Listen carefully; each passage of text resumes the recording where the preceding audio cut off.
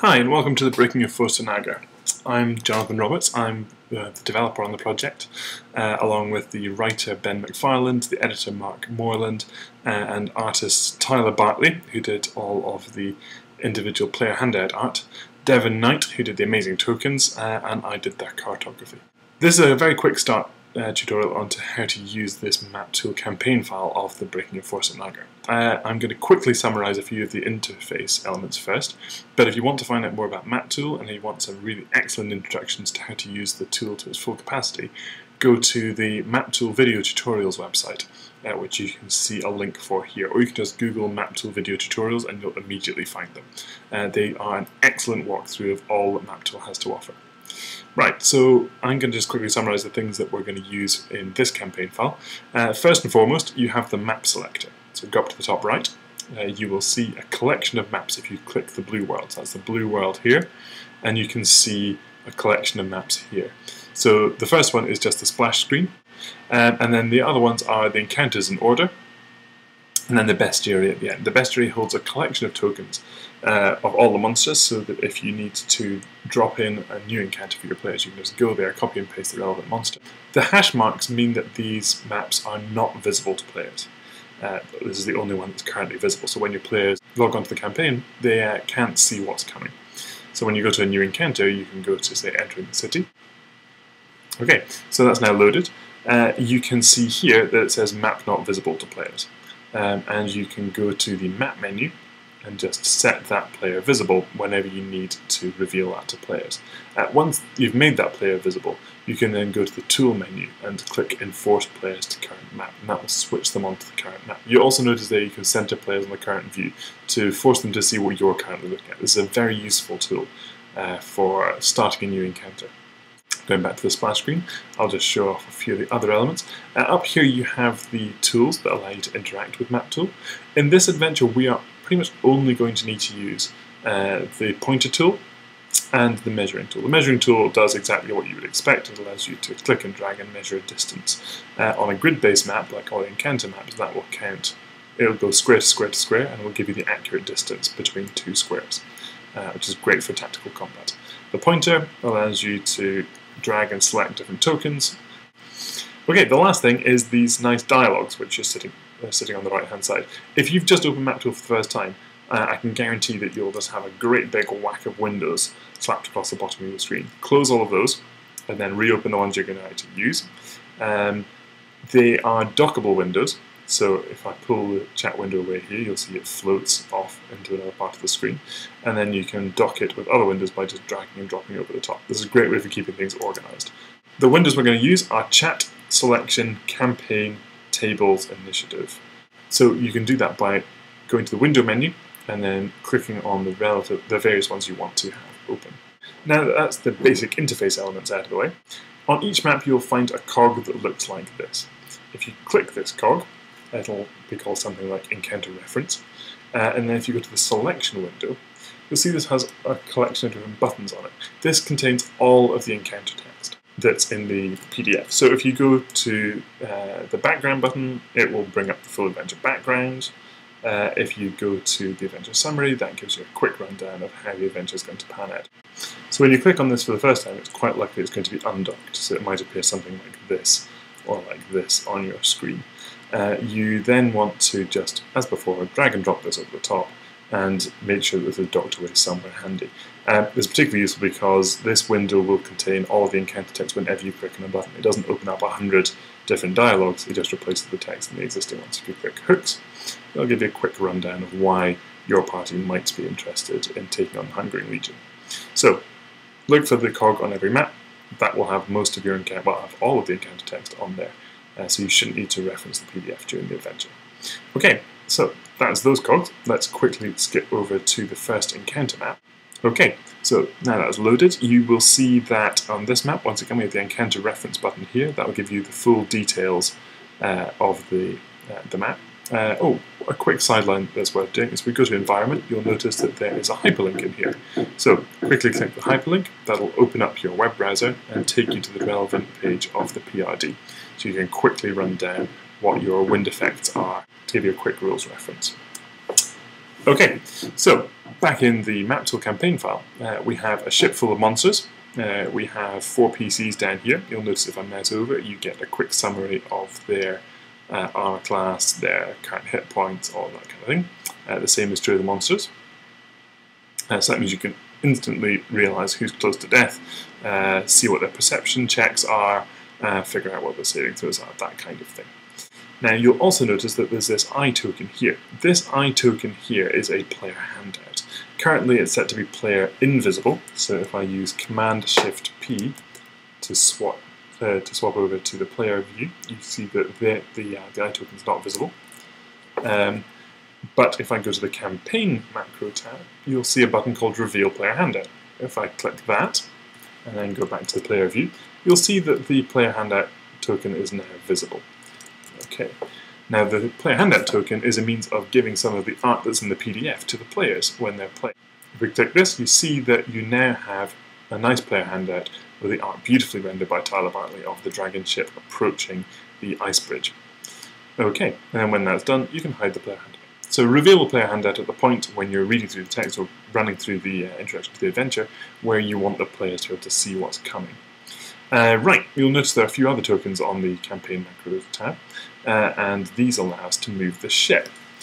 Okay, so first of all, click and drag to select all the tokens, and then click the Move Tokens on Ship, and that will allow you to move the tokens forward and then move the ship. This is in increments of 45 feet because the ship has a speed of 45 feet per round. So it's pretty quick to move the tokens and move the ship. And then we can move the ship to catch up with them there.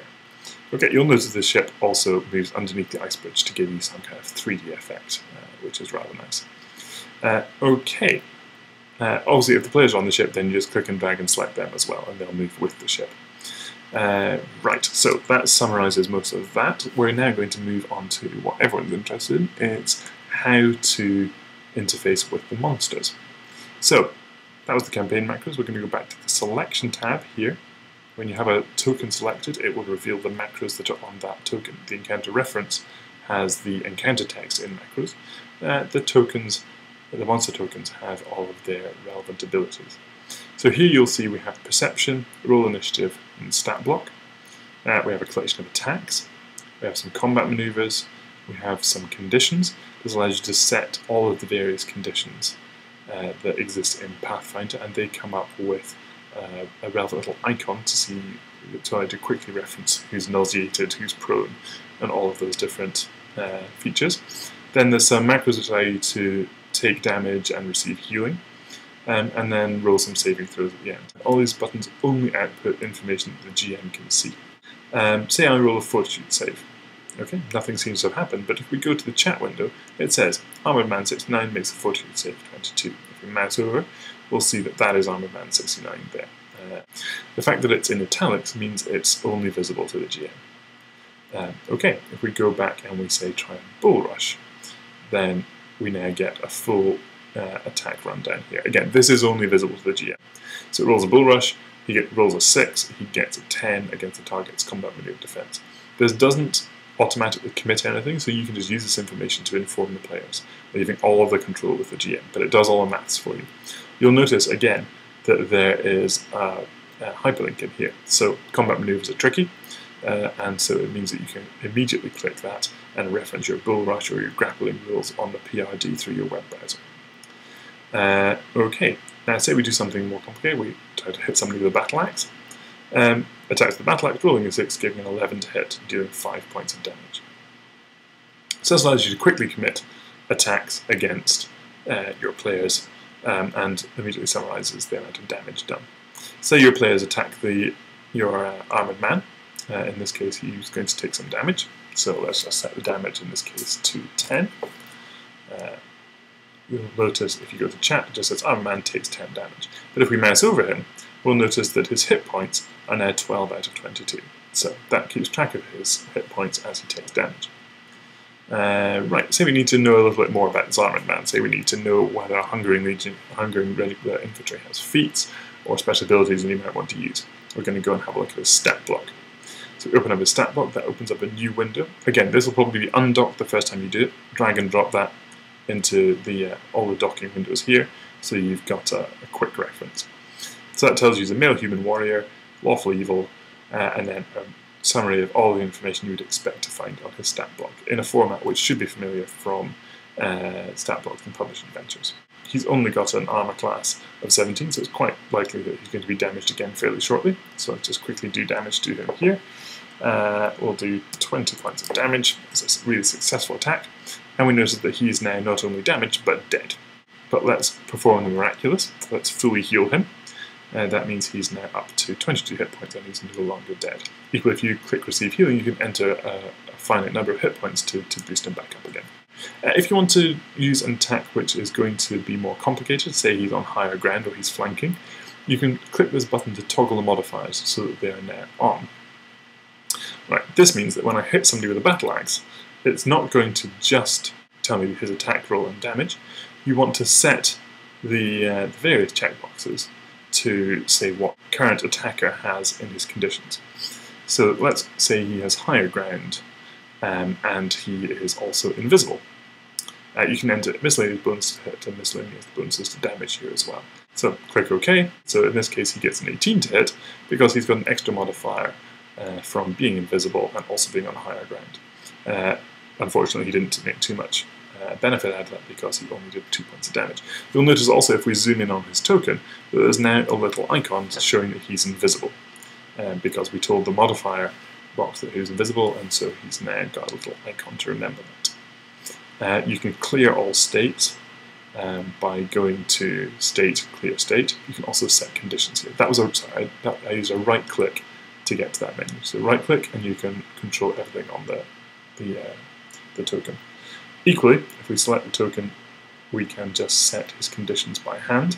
This is the full list of Pathfinder conditions here, and so you'll notice invisible is ticked. So we want to untick that and click OK. Now normally you're just going to hit people and the null macros will deal with it and it's quicker, so you can toggle the mods back off again there. Okay, the final thing to do with a monster is you want to roll initiative. So in this case, click roll initiative and you'll notice he's now appeared in the initiative panel and he has an initiative of 12. Let's do this with a couple of other tokens so that we have more than one creature in the initiative block. And let's throw the wizard in there as well. Right, so that now gives us a collection of 3 monsters, all with initiative. One thing you are going to want to do is make sure that you've hidden the NPCs. So here, the NPCs will be visible when they are seen by the players. I personally prefer the players not to know where they come in the initiative order, so just click Hide NPCs, and that'll keep them out of the initiative block. Obviously they're out of order, you want to click Sort. That sorts them into order, and so now we have our monsters nicely arrayed in our initiative block, and click Next to start the combat. So the Rogue Man has the initiative first, and then we go down to the Armoured Man, and then we go down to the Savage 64, Hungering Footman. And this way we can control the flow of combat and keep a good eye over who's doing what and when. You can go to the tutorials to get a full rundown of all that you can do with the initiative panel. Right, if we go back to the selection, I just want to show a few more bits and pieces for the wizard, because obviously he's a more complicated creature than the rest of our monsters. First of all, his stat block is substantially larger. Here we have a full rundown of all his spells. And you'll notice that these are hyperlinks, so say you can't quite remember exactly what Fireball does, you can click that, it'll take you directly to the PRD. And you can, if you go to his macros though, you'll see that he has a collection of different attacks, particularly with his damaging attacks you're going to want to roll things like Scorching Ray, and that will break down into his different attacks here. So he's a fairly low level wizard, so he's only getting 1 Scorching Ray. He rolls a 4, giving him 9 to hit, and deals 10 points of damage. If he rolls a Fireball, that's going to roll all of his damage. In this case he gets 28 damage with a reflex DC 17 save for half. So that gives you a quick summary of the interaction tools within maptool. That should allow you to quickly run combats with the attacks of the monsters being automatically calculated. The PCs are a more complex bunch, so I'm going to summarise their abilities and how to interact with their tokens in a separate screencast. But with the monsters under your belt, and the campaign macros and the encounter reference text, only a click away, you should be able to run the Breaking of Forstor Nagar nice and quickly, and I hope you enjoy it.